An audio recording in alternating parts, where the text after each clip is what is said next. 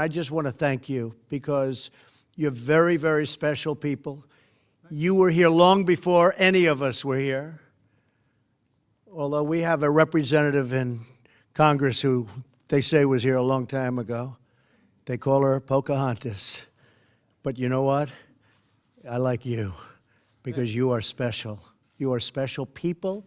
You are really incredible people.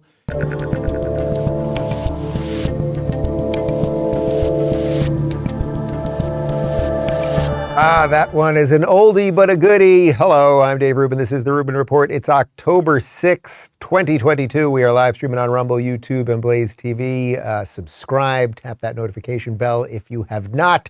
And because I cannot tell a lie, people, I do have to admit right up top, although I said it's October 6th, in reality, you're watching this live streamed on October 6th at 11 a.m.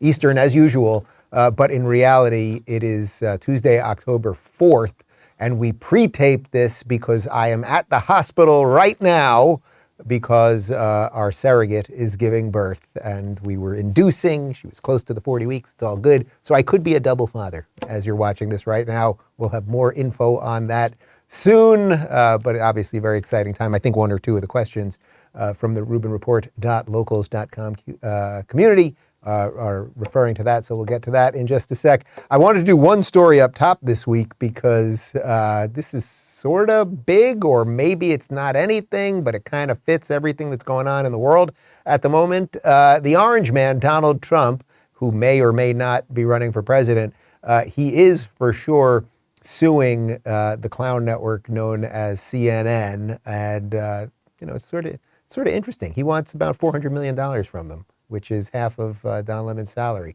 So we're going to get to that and a bunch of questions. But real quick, let's talk about BullionMax. You guys know that as inflation surpasses highs not seen in 40 years, the value of the dollar is decreasing with every passing day. You're paying more at the pump, the grocery store, for cars, for housing. Face it, your paper money is worth less. Friends, the time couldn't be any better for my new sponsor, BullionMax. BullionMax is a direct-to-consumer precious metals retailer who can help you diversify into gold and silver. It's a hedge against inflation. It's also security for your family in times of crisis. And here's why I love BullionMax. They're owned by veterans in the precious metal space, offer some of the lowest prices on the internet, and they make it so easy to buy directly from their website.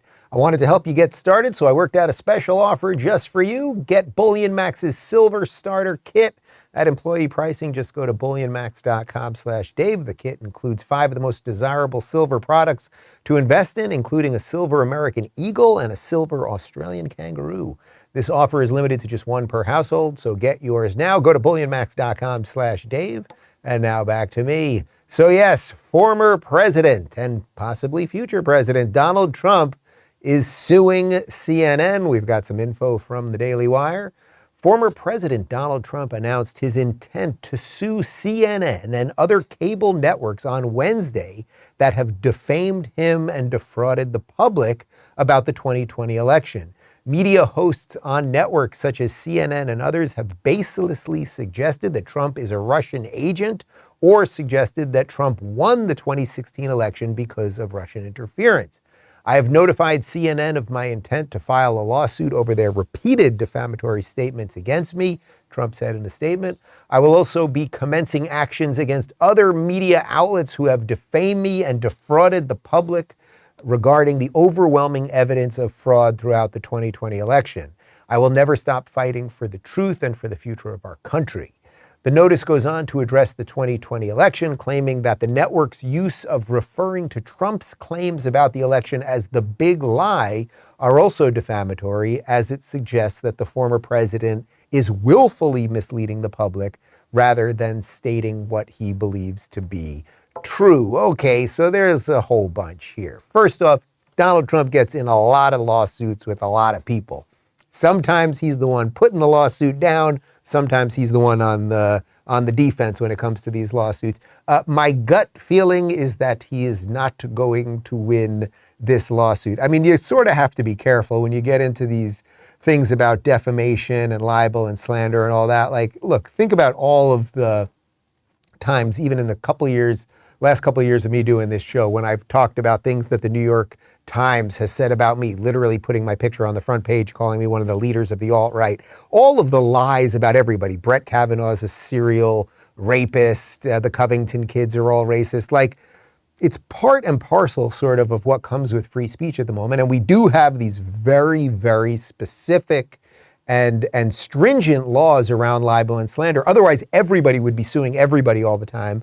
And basically everyone would be afraid to exercise their free speech. So it wouldn't be a direct infringement on your free speech, but if you were constantly silencing yourself, we'd have a problem. That being said, plenty of people are silencing themselves all the time, but it's usually not because they're afraid that they're going to get sued for libel or slander. It's usually because they think they're going to get canceled or fired or kicked off social media, et cetera, et cetera. Anyway, the guy wants $475 million from CNN. My guess is, yeah, this will probably be thrown out in court. Maybe it's just a little more of him trying to get into the news, perhaps deflect a little bit about the Mar-a-Lago raid or something like that. But at the end of the day, I think what Trump really has to figure out is if he is going to run, and everyone is saying he's going to run, although he is known to surprise people. So it's like, if everyone's saying he's going to run, maybe the big surprise is that he doesn't and that he backs DeSantis, and who knows, right? But if he's going to run, he has a huge problem on his hand, because if he, as he's saying, earnestly believes that the election was stolen, let's say that that's his position, the election was stolen one way or another, then why wouldn't they steal it from you again unless you've done something to stop the steal, right? So if you haven't done anything to stop the steal, then your candidacy doesn't really make sense. Oh, they stole it from me last time, now I'm just going to run again. That's a problem. That's a problem. We've got some info on the actual lawsuit from Reuters. Trump, a Republican, claims in the 29-page lawsuit that CNN had a long track record of criticizing him, but had ramped up its attacks in recent months because the network feared that he would run again for president in 2024. As a part of its concerted effort to tilt the political balance to the left, CNN has tried to taint the plaintiff with a series of ever more scandalous, false, and defamatory labels of racist, Russian lackey, insurrectionist, and ultimately Hitler, the lawsuit claims. Look, this is where I would say, although I don't think anything will come of the lawsuit, it's like, should they be a little bit scared? Should somebody put the fear of God in these people and make them understand that they cannot lie about absolutely everybody, and that maybe calling everybody you disagree with a Nazi and a homophobe and a bigot and a transphobe is not really the best thing to do? So maybe this like turns the screws a little bit and CNN behaves a little bit better. But if I was a betting man, I would not bet on that. All right, let's get to the Rubin Report. Locals.com community Q&A. Elizabeth says, what do you think the Dave of 15 years ago would think of where you are now? Dave of 15 years ago, so 15 years ago, 2007, I am 31 years old. Geez, I just aged myself. I'm in New York City. I'm doing stand-up. I was basically broke. I was handing out tickets in Times Square 2 hours a night, 6 nights a week. Just to get a couple people to show up at the comedy clubs, and maybe I could make a couple bucks. And I was doing all sorts of odd jobs on the side, and I was bartending and waiting tables and working in promotions companies and just anything to make a dime so I could survive. I guess he'd be pretty impressed, right? Like, I got to the other side of the thing. I eventually, in 2013, I moved to LA. The show started taking off. I've gone independent a couple of times. I built and sold a tech company that just went public. Like, things are pretty good. So I think he would be pretty impressed. I think I'd probably be maybe shocked that I'm married and have kids. I guess that would be a shocker. But yeah, it kind of worked out. Knock on wood. Freedom Fan says, I know it'll be a few years, but when the boys are old enough, will Disney World be on your family road trip agenda? It's funny you asked this one because this came up a couple days ago. So look, I canceled Disney Plus. I hate what they've done to Star Wars. I'm also not into chopping kids' genitals off, so I don't like their general broad outlook on the world over there at Disney. They've gone woke with absolutely everything. It's all propaganda. The movies aren't even that good anymore. The list goes on and on. The Marvel movies are just all repetitive now and all that stuff. So I have said to David a couple times, I'm like, I don't think we're going to go. Like, I'm not taking them to Disney World or any of this stuff. I did say we could get the old, like we'll have to figure out how to download them. I think like my parents probably have some of the old DVDs of old school Disney movies, right? Like I don't want to deprive the kids of the original Lion King, let's say, something like that, or the original Little Mermaid or whatever. But I don't think I can be part of this thing. I don't like funding my own demise. I don't like funding things that are antithetical to the ideas that I talk about here. David's like a little bit different on that. His feeling is, well, you know, it is just sort of the thing, and are we going to not show our kids the new Disney movies and all that stuff? So we're going to have to hash that one out. He's not like full on pushing it. And fortunately, we have a couple of years, and hopefully Disney will continue to crumble over a couple of years, and then there'll be maybe there'll just be a wider swath of actual decent programming to show the kids. But I can't imagine taking them there. Like I've been on the teacups. They're not that great, frankly. You've been on the teacups? It's a little nauseating. You're spinning, you're spinning like this, and then you're also spinning within the spin. It's too much. Casey says they've got to ditch Kamala before they ditch Joe. How are they going to do it? This is interesting because Joe obviously is breaking down. He's not making it the 4 years. We all know it. There is a scandal that will erupt around it because somebody knows what's really going on with him, what they're drugging him with, how much worse than we're publicly seeing it actually is. Dr. Jill Biden obviously has not diagnosed him properly. Like everyone's in on the thing. But yes, I may not be a supporter of Joe Biden or his policies, but as I always say, he's the pilot of the plane. And it's like if he steps down or they kick him out, then Kamala Harris, who I think is a genuine idiot, like dumb, really not bright.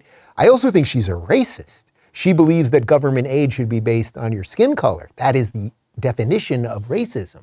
If a Republican said that, they would be called a racist, right?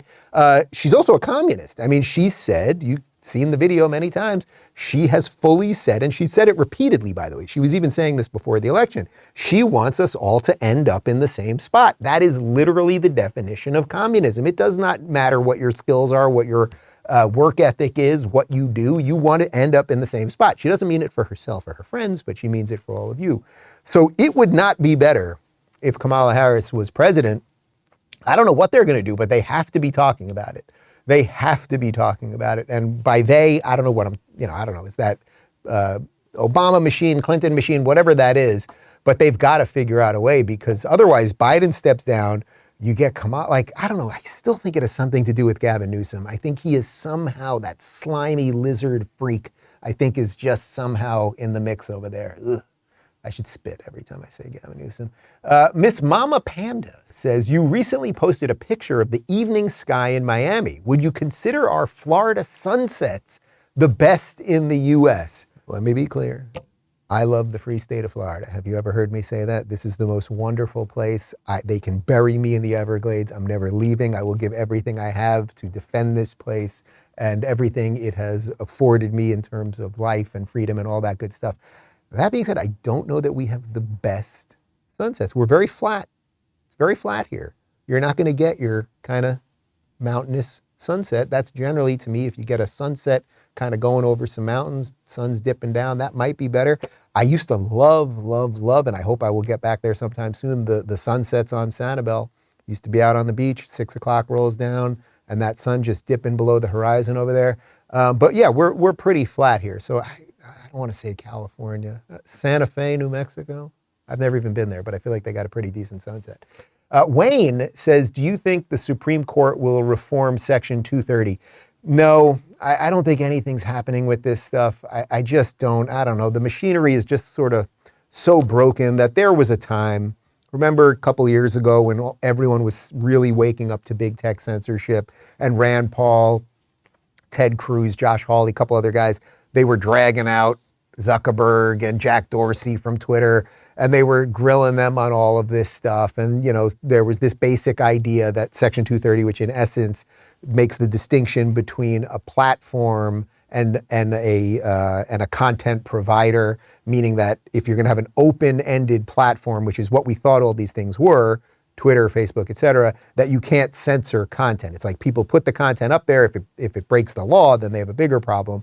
But that it was an open platform versus a content provider, which in essence would be like the Daily Wire. The Daily Wire, which produces certain content, is liable for the content that they produce on their network. That's the distinction that 230 is constantly talking about. I think maybe the best thing we could get out of this is that the big tech companies would all be considered common carriers, so they'd be treated more like AT&T, right? Like, so Alex Jones, who's been kicked off of all the tech platforms, I'm pretty sure he still has a telephone, right? The government is not able to not allow AT&T to give him a telephone, I think. I'm pretty sure that's how it works. So you could maybe do something like that. But honestly, my feeling at this point is basically we need all new everything. We need new Gmail, we need new Google, we need new search engines, we need new YouTubes, we need new Patreons. And by the way, I'm building some of those things. That's why I started locals.com. That's why we merged with Rumble. And we are building the parallel pipes of the internet. It's as simple as that. Talway says, I don't know if this question has been asked before, but who were some of your personal heroes growing up? And what sort of people will you be showcasing to your kids as people to look up to? That's a good one. You know, one for sure that this wasn't in my personal life, but just someone that I used to watch from a distance and love, even though I was very young. I remember watching Johnny Carson when I was probably like 10, 11 years old. And I just thought he was so funny and decent. And he was just like this nice man on television, and he wasn't screaming, and you know, he had this nice smile. And I always remember actually when he was doing the monologue, he would have one hand in his pocket during the monologue. And I've realized in years since when I'm on stage, book tour, doing stand-up, whatever, I usually have one hand in my pocket. I think it has something to do with that. He just seemed like this, he was just kind of relaxed and enjoying the thing for what it was. And that kind of not bludgeoning of the audience, right? Like everyone on late night now, they just bludgeon these people endlessly with their politics and their views. And he wasn't like that. And I think that's partly why things were better. What sort of people will you be showcasing to your kids as people to look up to? Look, I'm very fortunate in that I know some really spectacular people that, you know, could give some serious insight to these kids. I mean, I mentioned to you guys just a few days before Justin was born, we had Jordan Peterson and Dennis Prager over for dinner, and I got to just kind of grill them on all the questions of fatherhood. It's like, Justin's middle name is Jordan in honor of Jordan Peterson. Have I even said that publicly before? I'm not sure I've even said that publicly, but it is. It's like Jordan Peterson can babysit him, and I bet he can impart some pretty good stuff on him. Dennis can do a little babysitting. That seems like a movie, doesn't that seem like? That seems like a Disney movie. Dennis Prager, like babysitting the kids. So yeah, we're surrounded by a lot of people that they'll get some good messaging from. Candace says, did you see the absolute meltdown from Kanye West and Candace Owens wearing the White Lives Matters shirts? Maybe the media will be forced to say all lives matter. So yeah, this is in the last couple days. Oh, there's the picture right there. There's Candace and Kanye, White Lives Matter. Look, Candace, you guys know my feelings about Candace. She's one of my best friends on planet Earth. I absolutely adore her. The fact that when she was sort of, you know, like a YouTube nobody with 50,000 subscribers, and I didn't even know her name. She was known as Red Pill Black, and I had her on YouTube Week on my show years ago. I just knew she was going to light the world on fire. I absolutely knew it, and she has just done it one thing after another. She has so grown into who she's supposed to be. She's a wonderful wife and parent and all of that. But she loves poking these people, and these people deserve to be poked and excused, and poked and mocked. So I'm not surprised that the media is having a meltdown over this, and they're trying to make it seem like Candace and Kanye are white supremacists. But yeah, they do need to be mocked, right? What do I always tell you guys? Like, we got to mock them, and then we also have to build better things at the same time. And it's like, wait a minute. If Black Lives Matter means something, well, okay, black people's lives matter. Do white people's lives matter? Call me old school, but I think everyone's lives matter. Old school. Crazy Mom says, Dave, how much do you and David love being parents? It's been pretty great so far. Again, I'm taping this. There could be a second child right at this very moment. Might have gotten much harder right at that moment. I could be holding 2 bottles, 2 babies. It could be a lot. But it's been really good, actually. It's, you know, we've got great family and friends around us, so we've had some help. David's really like just stepped into this role. These kids are being taken care of really well. You know, waking up in the morning, and I've told you guys before, I do the 8 a.m. feeding, so like I start my day Holden Justin, and we sit up there and Clyde gets on the couch with us, and it's a lot better than being on Twitter. So, I suspect as the years go by and we can do more, he doesn't talk yet, for example. I assume as there's a little talking, we can, do some more stuff, throw a ball around, that kind of thing, that it'll keep expanding. And yeah, it's been a blessing.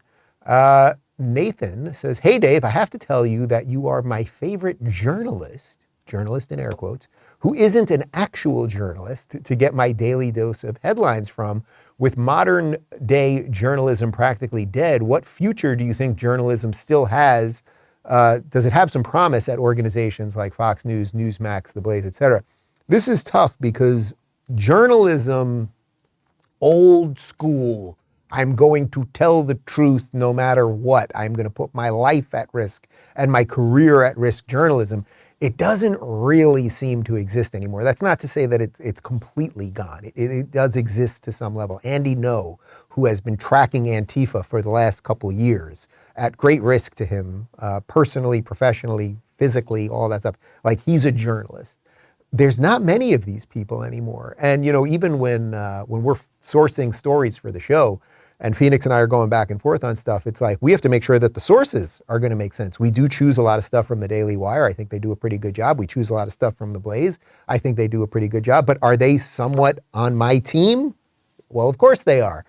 So it's getting harder and harder to trust anything. And I think what will continue to happen is basically why I'm your most trusted journalist, even though I'm not a journalist, which is that you believe, and I believe it as well, obviously, I'm basically trying to tell you something true.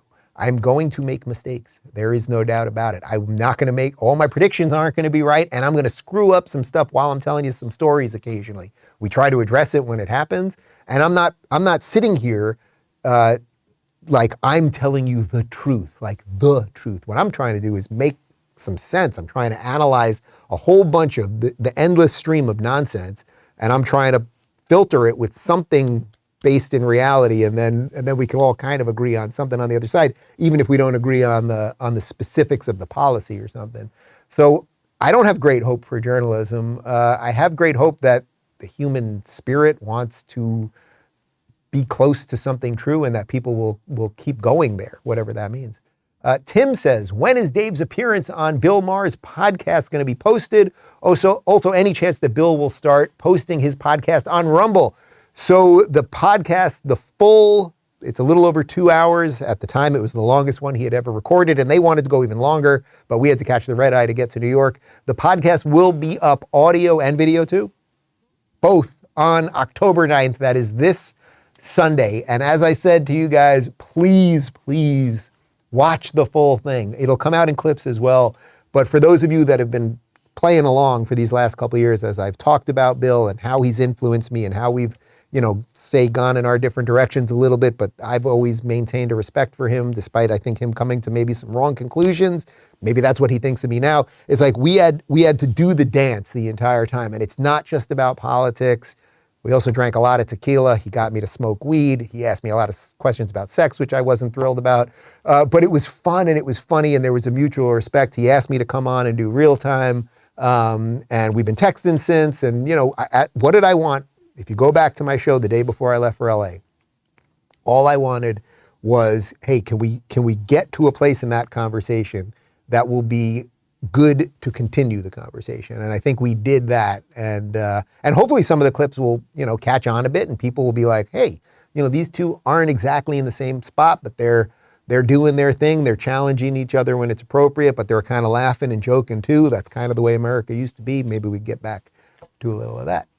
Kerry says, is it small daily acts or large sweeping actions that will bring our country to a more even keel? It's small things for sure. Look what's happening in Florida right now. We have this horrific, absolutely horrific, basically Category 5 hurricane that hits Southwest Florida, demolishes several cities. I mean, my feelings about Sanibel Island that I've been telling you guys about. Like, this is my favorite place on earth that is destroyed. I've actually been thinking about it a lot all week. It's incredibly sad. And I don't even live there. My folks had a vacation place there. Imagine these people that just absolutely lost everything. But look at all of the people that are chipping in. People, whether it's donating money or time or resources or handing out water or bring in whatever skills they have, trucks to deliver supplies, whatever. It's like, these are the little things that bring us together.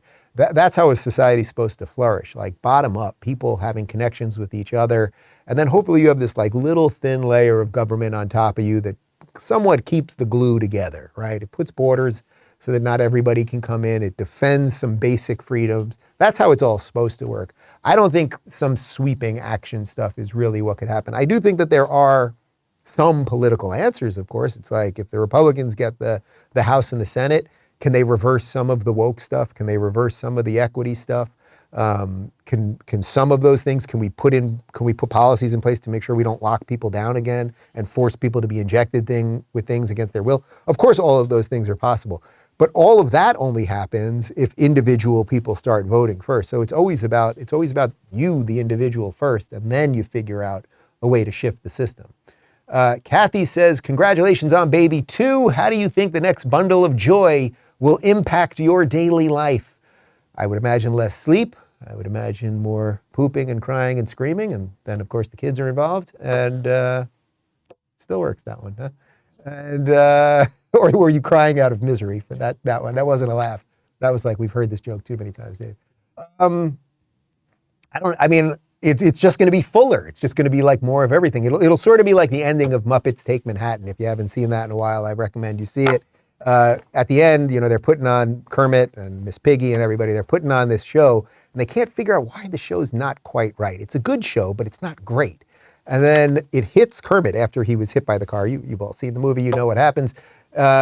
He realizes he just needs more chickens and more pigs and everything else, and then it'll be bigger and better. So I think that's the situation that we're at right now. Did any of that make any sense? You followed along that? Delaney says, you learn and assess situations quickly. You're very bright and quick thinking. I like this Delaney guy. And you also have a strong allegiance and heart for America. Can you ever see yourself running for president? No. The one thing that I maybe could do, it was the joke amongst my family that I would maybe one day be mayor of Sanibel, that I could be mayor of a small town that was an island and get to know people and help little things on the margins, make sure people could build quicker and that the beaches are clean and that kind of stuff. Hopefully Sanibel will be rebuilt, and maybe I could do that one day, maybe. The bigger thing, like, it's so evil. I don't think I have it in me. And especially as a new father now, like the idea of like getting out there and doing that, I will always be in the fight, especially if Governor DeSantis is to run. Like, I hope I can be out there fighting. If I was to ever get a call about like a press secretary job or something, I think I could do that for a little bit, like sort of out of pure fun, I think, or, just pure joy of destroying the media. But the other part of the political thing, until we're able to really change the system, I don't know that I could do what it would take to win. That's kind of it. Mama Bear Perez says, hey Dave, is it reasonable to expect a vice president to know basic geography, for example, cardinal directions, as well as geopolitical nuances that might affect the entire world if one were to mix them up? I think you're talking about South Korea, North Korea. I suppose language and public speaking skills are just too much to also require such a position. What you think of Big Kamala and her alphabet soup moment in Korea? None of it should surprise anybody, right? You know it. Nobody likes this woman. She was installed because the machine thought that she would be the easiest one to push Biden across for the diversity quota and all of that stuff. And now they've got a big mess on their hands because they have a president who's breaking down and a vice president who is not bright and that nobody likes. And they're watching the results of all of their policies destroy their party. So good luck with all of that. All right, last one. Talia says, what's a place you've never been to but have always wanted to visit? Japan, for sure. I've wanted to go for years and years. We thought we maybe could have a trip that then got canceled because of COVID. But I kid you not, from the first time, I think I probably opened up an 8-bit Nintendo video game and I saw Made in Japan on the back. Like, I thought this is the place of video games and Transformers and robots and electronics. And I've just always wanted to go to Japan. I do love the sushi. I'd like, what's his name? Jiro? Is it Hiro? Hiro loves sushi. Jiro? I want that guy to make me some sushi. I really would love to go to Japan, and I hope that, I don't know what their COVID policies are now, and vax and unvax and all that, but yeah, Japan would be the spot. All right, we got a cold close for you in just a moment. Just a reminder to like and subscribe to our videos, particularly at rumble.com/Rubin Report. And if you want to submit questions for next week, go to rubinreport.locals.com. Part 2 of my interview with Dennis Prager is up right now, and the full thing's already up on Locals. There is no show tomorrow, Friday, because I am most likely in the hospital with the baby. All good. Let me just reset over the weekend, get home, get settled. We should be back in here on Monday. Have a great weekend, everybody. Very nice. Getting a good picture, everybody, so we look nice and handsome and thin. Beautiful. Perfect. Young. 잘생기게 아름답게 찍어달라고.